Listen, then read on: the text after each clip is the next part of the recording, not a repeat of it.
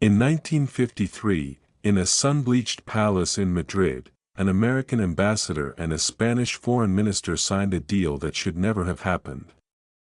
The United States, the nation that had armed the enemies of fascism just a decade earlier, was now climbing into bed with one of the last fascist dictators left standing in Europe. Francisco Franco, the man Washington had once branded a friend of Hitler, was about to become one of America's most strategically valuable allies. How did the world's leading democracy end up shaking hands with a dictatorship it had vowed to isolate forever? And what did Spain actually give up, and gain, by making that handshake?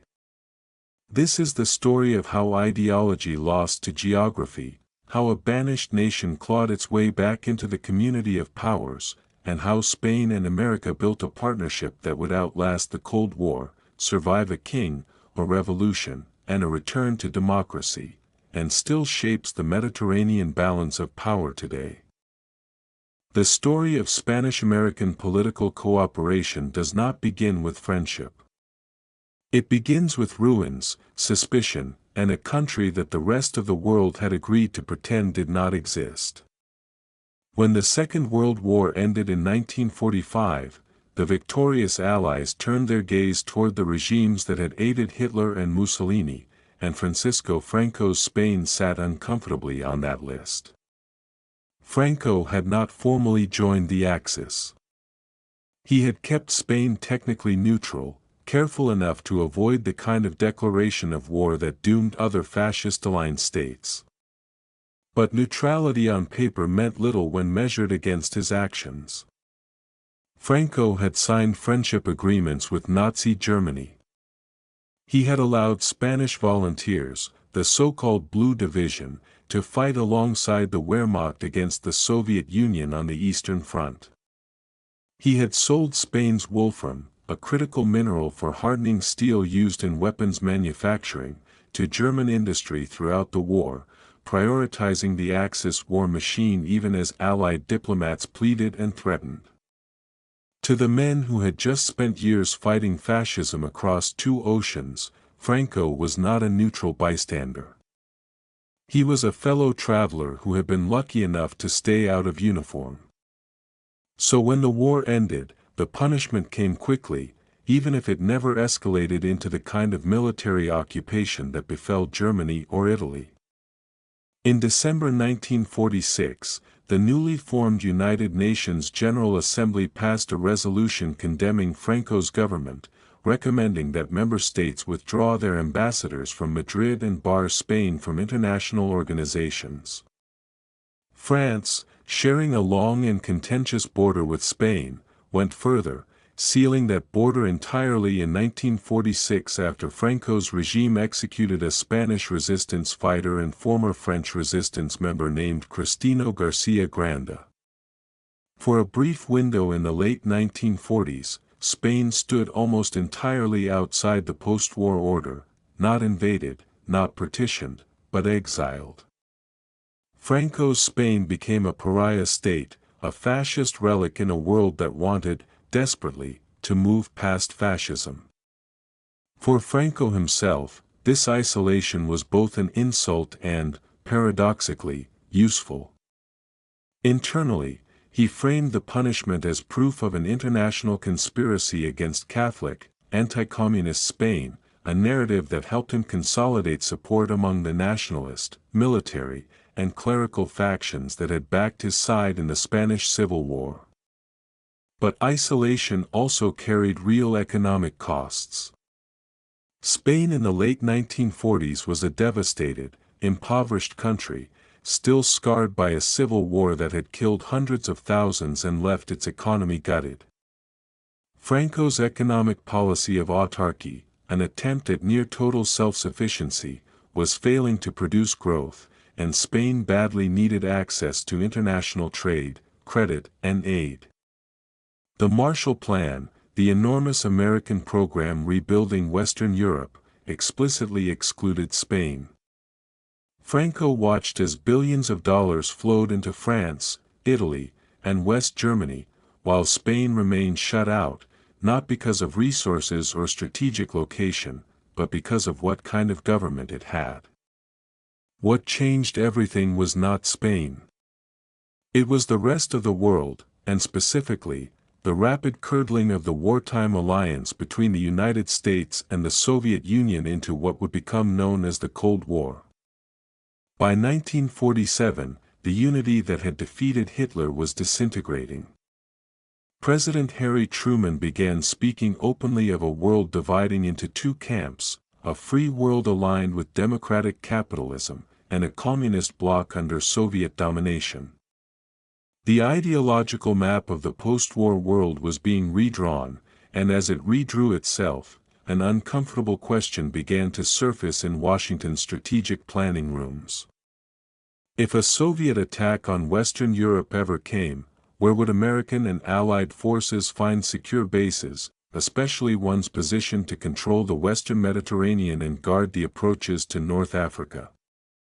The answer increasingly pointed toward the Iberian Peninsula. Spain occupied a position that mattered enormously to military planners, regardless of who governed it. It controlled the northern shore of the Strait of Gibraltar's approaches, sat astride sea lanes connecting the Atlantic and the Mediterranean, and offered a landmass that, unlike France or Italy, had no organized communist party capable of seizing power through electoral politics or insurrection. Franco's brutal suppression of the Spanish left during and after the Civil War meant Spain had something most of Western Europe in the late 1940s did not, a guarantee, however ugly, that the country would never go communist. For strategists worried about Italian or French elections handing power to Moscow-aligned parties, Franco's dictatorship looked less like a liability and more like a strange kind of stability. The shift in American attitudes did not happen overnight, and it did not happen without internal resistance. Many in the State Department, in Congress, and within American public opinion remained deeply uncomfortable with the idea of embracing a fascist-adjacent dictator so soon after a war fought in the name of defeating fascism. Liberal and left-leaning voices in the United States saw any warming toward Franco as a moral betrayal, a contradiction that exposed Cold War anti-communism as a doctrine willing to overlook any sin as long as the sinner hated the Soviet Union enough.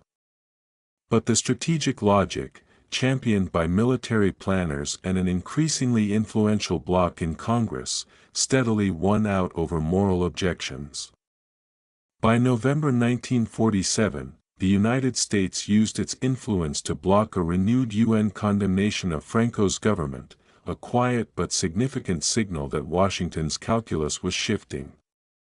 The pace of rehabilitation accelerated dramatically with the outbreak of the Korean War in June 1950, the first hot conflict of the Cold War and a shock that convinced American policymakers the Soviet threat was not theoretical. Franco's government moved immediately to capitalize on the moment, sending a message to Washington offering to contribute Spanish troops to the UN effort in Korea. The offer itself was symbolic, even performative, since the United States never seriously considered deploying Spanish forces to East Asia. But the gesture mattered. It was Franco signaling, unmistakably, that Spain wanted to be counted among the anti-communist nations of the free world, that the old fascist alignment with Germany and Italy could be repackaged as an early and prescient understanding of the true global threat, international communism. The American response, slow but unmistakable, came in stages. In 1950, the U.S. Senate authorized a loan to Spain through the Export-Import Bank, a modest but symbolically loaded gesture of financial trust. Then, on November 4, 1950, the United Nations General Assembly voted by a wide margin to revoke its 1946 resolution condemning Franco's government, with strong backing from the United States and only token abstention from France and Britain. The vote tally, 38 in favor, 10 against, 12 abstaining, told its own story. The world's appetite for punishing Franco had evaporated, replaced by Cold War pragmatism. Spain's formal diplomatic exile was over. What remained was the question of how far the new relationship would go, and what shape it would ultimately take. By the early 1950s, both sides had clear and converging interests. The United States, under the incoming Eisenhower administration, wanted bases, airfields capable of supporting long-range bombers and naval facilities securing the western Mediterranean against Soviet submarines and any potential thrust toward North Africa. Franco wanted legitimacy, economic aid, and military modernization for an armed forces that had been frozen in time since the Civil War, still relying on outdated equipment from the 1930s. Neither side particularly liked the other's politics. American diplomats privately viewed Franco's regime with distaste, uneasy about the censorship, the political prisoners, the absence of any electoral process.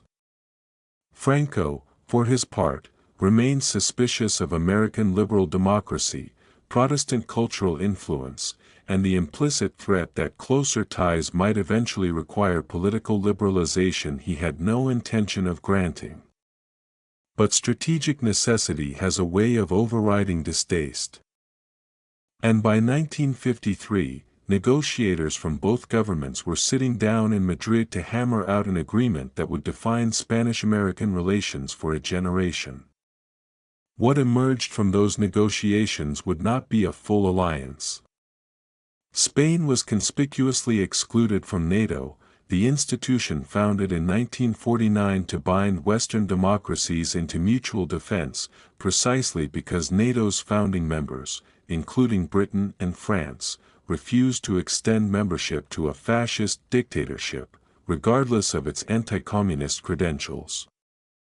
Instead, the United States and Spain would construct something more limited, more transactional, and in some ways more revealing of how Cold War priorities actually worked, a bilateral arrangement built on bases, aid, and mutual convenience, conducted entirely outside the architecture of the broader Western alliance. It was cooperation without companionship, partnership without parity, a relationship where both sides understood exactly what they were getting and exactly what they were choosing to overlook. I'll save the diagram for later in the response, after delivering the script chapters as the skill specifies. Continuing with Chapter 1 Image prompts now. If 1953 was the year Spain rejoined the world stage, it was also the year that revealed exactly how conditional, asymmetrical, and quietly fraught that re-entry would be. The Pact of Madrid, as the agreements came to be known, was not one treaty but three separate executive agreements signed on September 26, 1953, in the Palace of Santa Cruz, by United States Ambassador James Clement Dunn and Spanish Foreign Minister Alberto Martín Artejo. The first agreement addressed the provision of American war material to the Spanish armed forces, a force that had been essentially frozen since the end of the Spanish Civil War in 1939, still operating equipment that dated to the interwar period or earlier. The second agreement covered economic aid, structured as a combination of grants and loans that would total, in the years that followed, well over $200 million in initial commitments.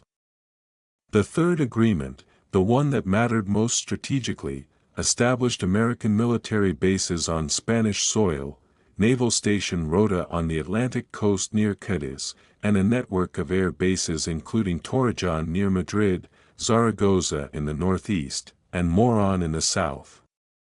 These would become some of the most important American military installations anywhere in the Mediterranean theater for the remainder of the Cold War. The language of the base agreement itself was carefully constructed to preserve at least the appearance of Spanish sovereignty. Spain, the text specified, would authorize the United States to develop and use these facilities jointly with the Spanish government, for purposes deemed necessary by the competent authorities of both nations. Spain would retain ownership of the land and any permanent structures built upon it. On paper, This was a partnership of equals, two sovereign nations cooperating in mutual defense against a common adversary. In practice, the imbalance was stark and, in places, deliberately obscured from public view. Secret protocols attached to the agreements granted the United States considerably more operational freedom than the public text suggested.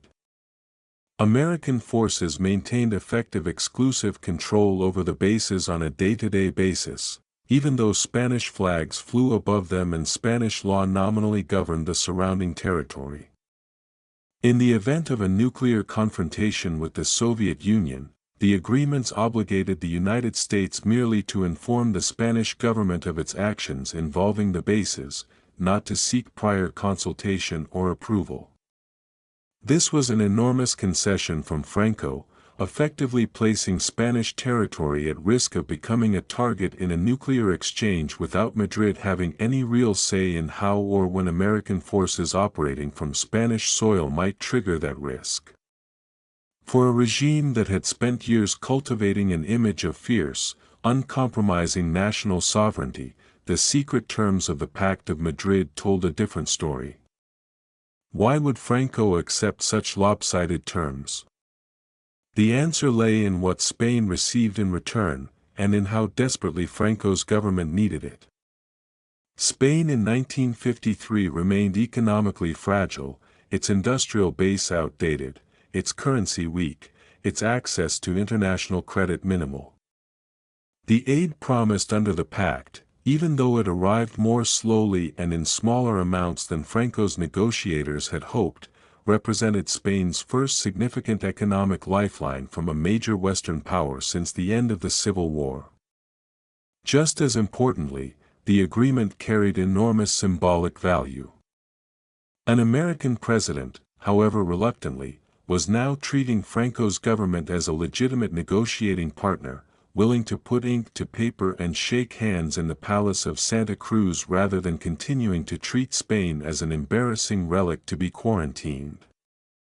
Franco understood, with the political instincts that had kept him in power for decades, exactly how to sell this to his domestic audience. In his message to the Cortes on October 1, 1953, he framed the agreements not as a humiliating trade of sovereignty for survival, but as a triumphant validation of his entire political project.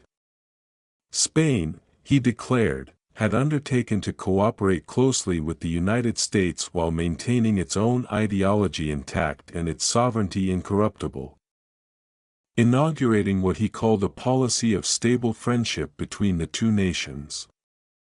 It was a masterclass in political framing, presenting dependency as partnership, presenting the price of admission back into the world as proof that the world had finally come around to Spain's way of thinking all along.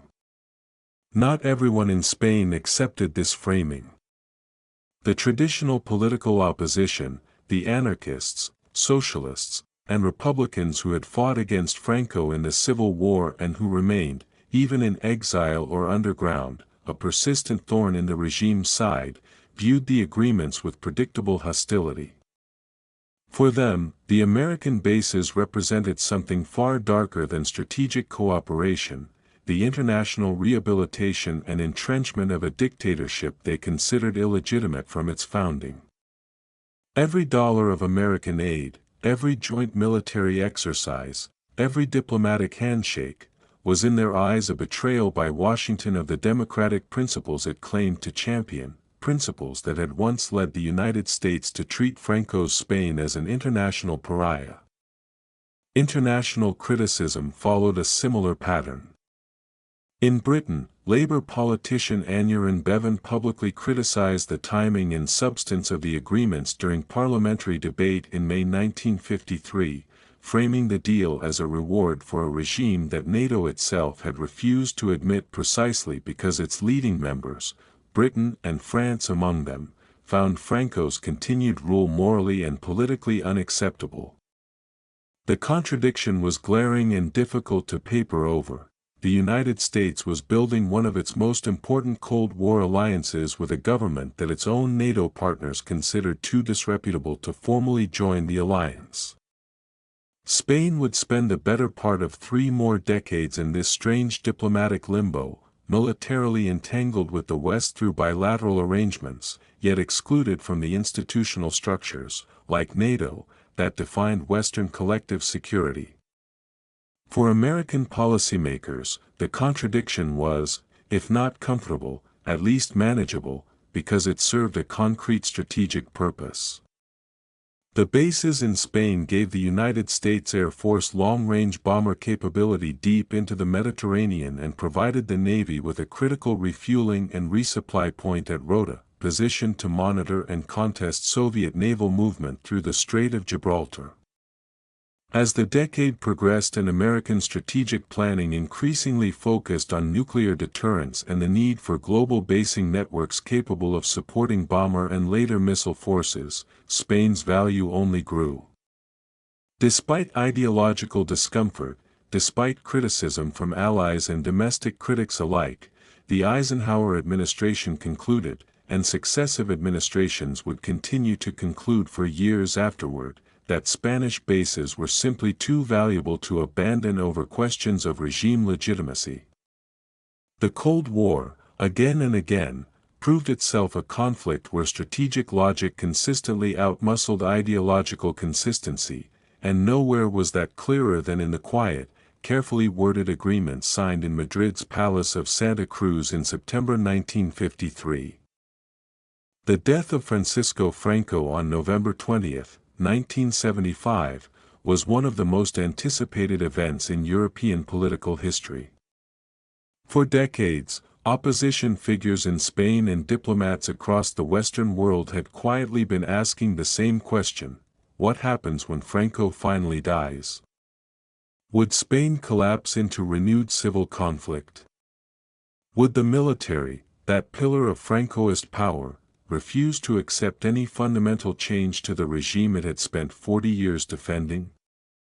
Would the enormous social and economic transformation Spain had undergone since the late 1950s, the rapid urbanization, the growing middle class, the hundreds of thousands of Spaniards who had worked in France and West Germany and returned with exposure to functioning democracies, translate into genuine political change?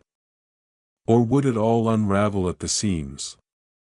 What actually happened surprised nearly everyone. The transition to democracy that Spain accomplished between 1975 and the early 1980s became one of the most studied, most admired, and most frequently cited models of peaceful political transformation in the 20th century. The transition, as Spaniards would come to call it, was not without its tensions, its conspiracies, its moments of genuine danger. But it did not collapse. And the role that the United States played in Spain's transition, behind the scenes, carefully calibrated and rarely advertised, was considerably more complex than either Washington's own self-congratulatory accounts or its Spanish critics' accusations of interference fully captured. For the Americans, Franco's death presented a strategic dilemma as much as an opportunity. The bases agreement, renewed and updated multiple times since 1953, had given Spain a central role in American Mediterranean defense architecture. Torrejon, Rota, Zaragoza, and Moron were not peripheral installations. They were essential components of the NATO-adjacent force structure that the United States depended upon for power projection into the Mediterranean, the Middle East, and beyond. If Spain's transition to democracy produced a government hostile to American military presence, if the political left that had been suppressed for 40 years came to power and demanded the removal of American forces, the consequences for American strategic planning would be substantial. Washington needed Spain's transition to succeed in a very particular way, democratically enough to be sustainable and internationally legitimate, but not so radical as to threaten the bilateral security relationship that the Francoist pact had established. The figure who mattered most in this calculus was Juan Carlos I, the young king whom Franco had personally groomed as his successor, bypassing Franco's son-in-law and other potential claimants in favor of the Bourbon heir who had spent decades under the careful cultivation of the regime.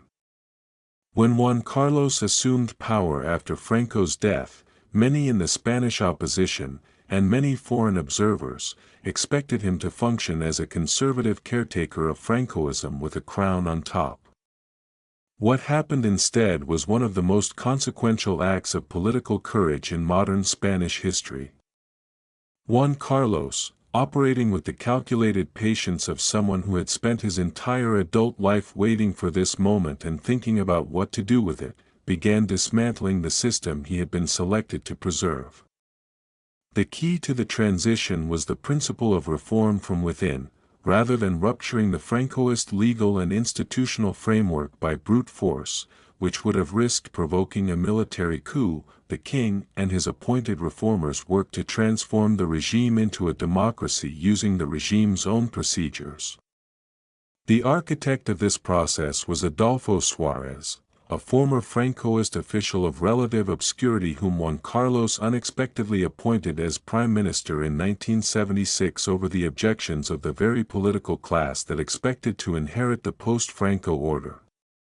Suárez, working through the existing Francoist Cortes, engineered a law for political reform that was approved by referendum in December 1976 and effectively dissolved the institutional foundations of the Franco system, replacing them with the framework for genuine democratic elections.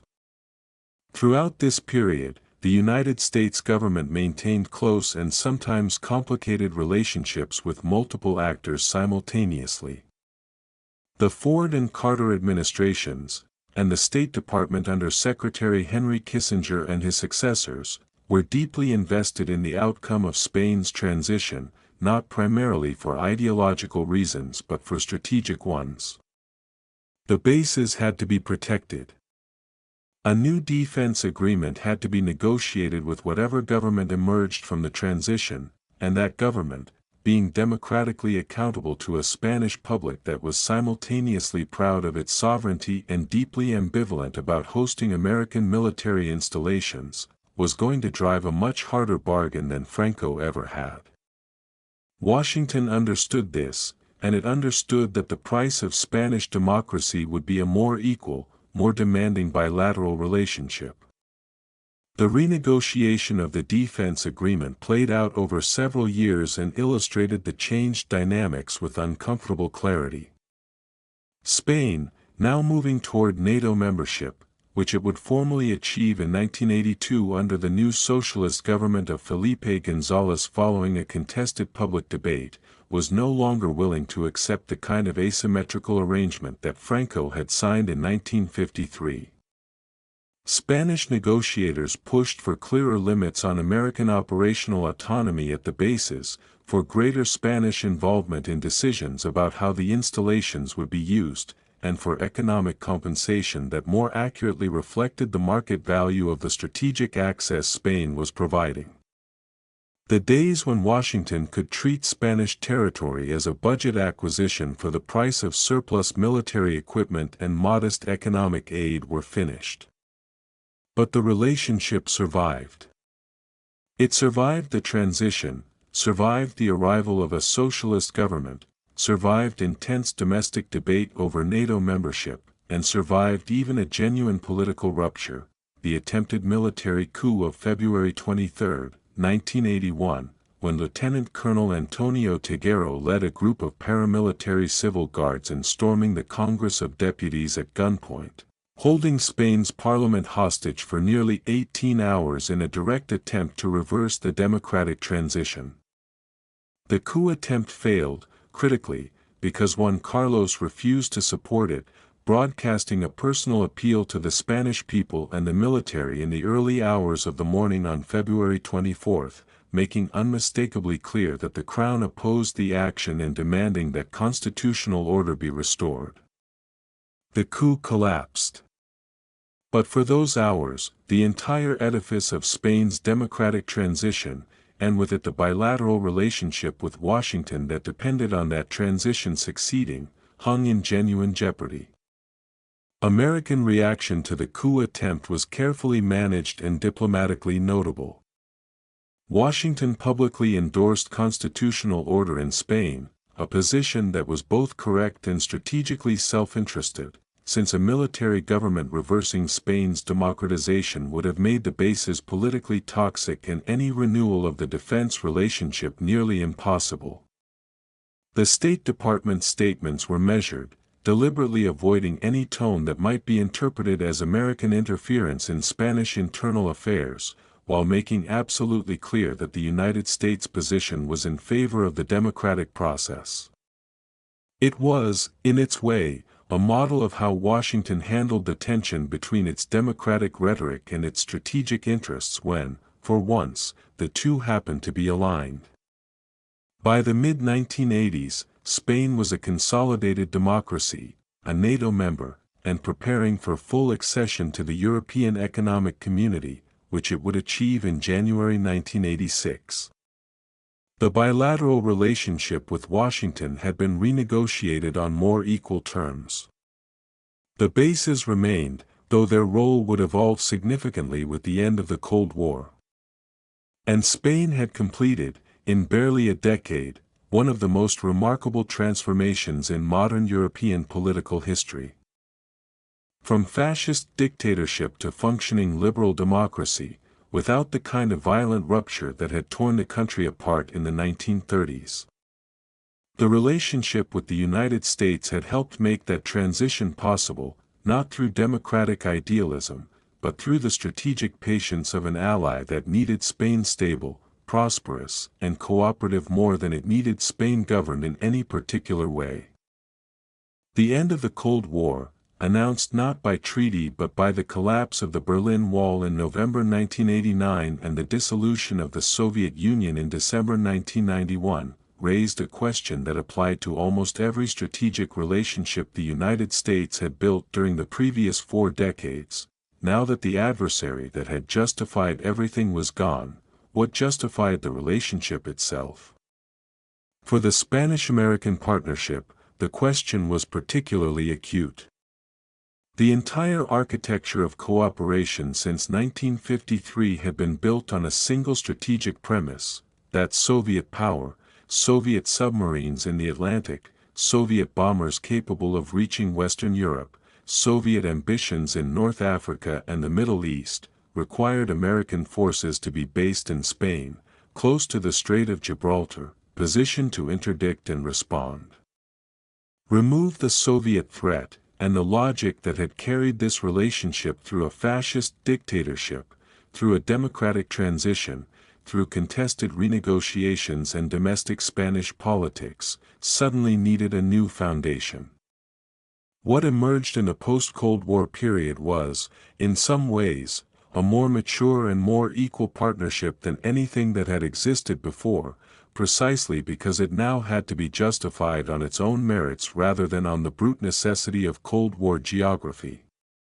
Spain under Prime Minister Felipe González had, by the late 1980s and early 1990s, developed a genuinely independent foreign policy voice.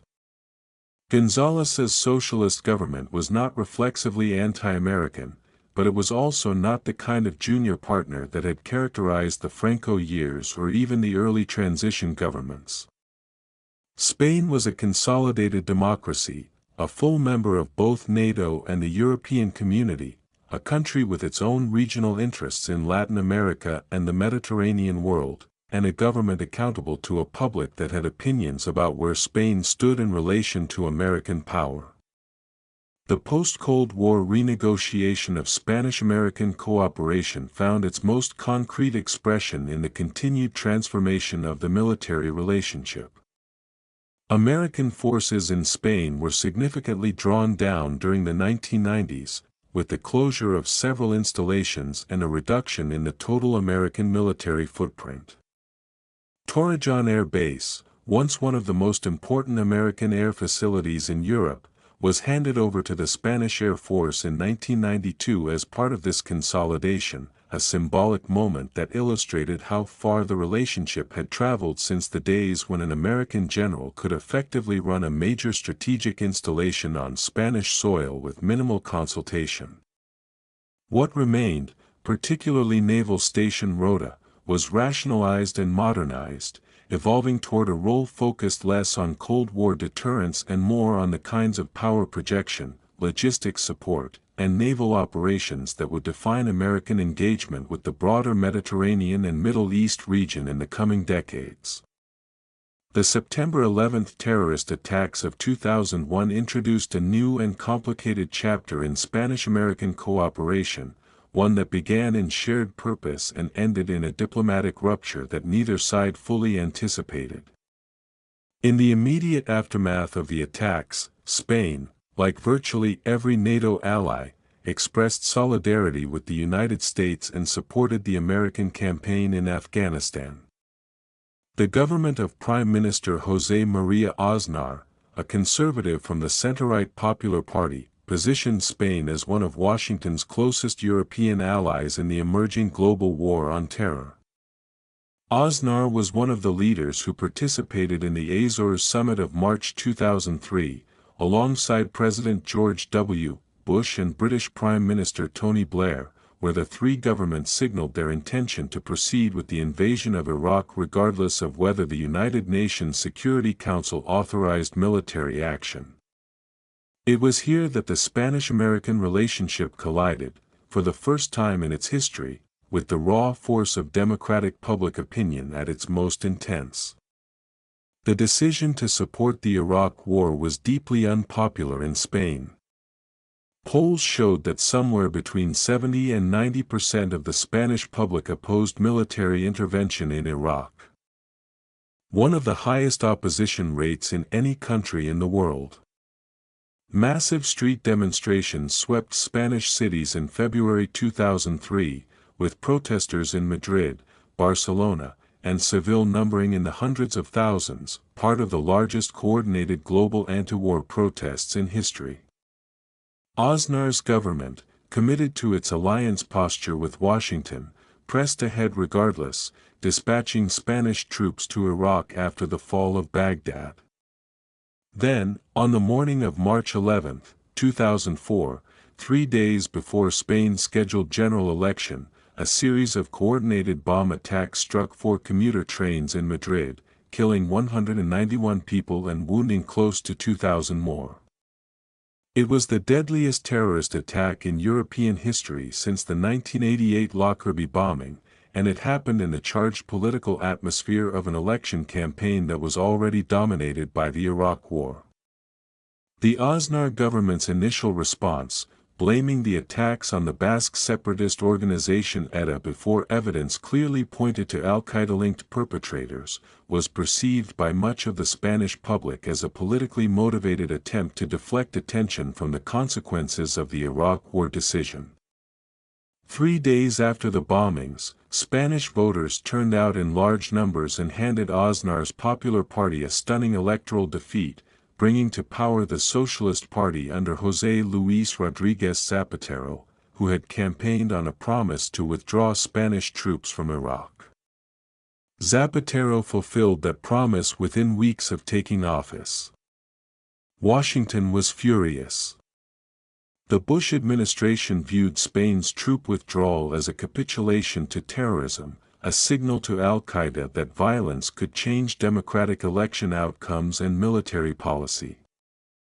The relationship between Madrid and Washington entered one of its coldest phases since the Franco era, with diplomatic communications reduced to functional minimums and high-level contact effectively frozen. It was, as bilateral ruptures go, sharp and genuine, 2 democratic governments looking at the same set of facts and reaching diametrically opposed conclusions about what they meant and what they required. But even this rupture proved temporary.